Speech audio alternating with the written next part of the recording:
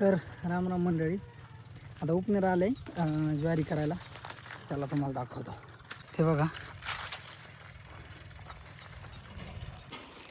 आता उपनेर चालू व्हायच्या आधी तळवट आथरून घेतलं तर, कारण ज्वारी करताना त्याचे बोंडे जातात वाऱ्याने जास्त लांब, त्यामुळं आणि ते गुराला खायला ठेवायला लागतात ना, तर त्यासाठी तळवट आथरलं आहे. तर आता एवढे कणस आहेत अन्न उपनेर चालू करते तोपर्यंत.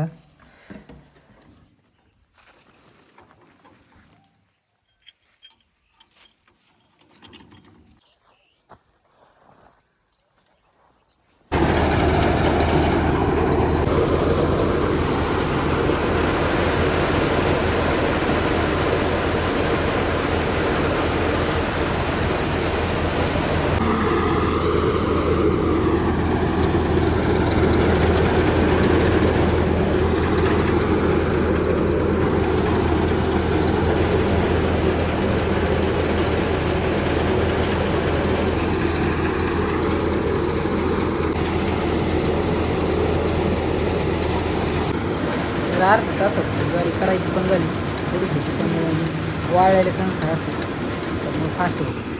तर चला भेटू आता अशा व्हिडिओ ब्लॉगमध्ये.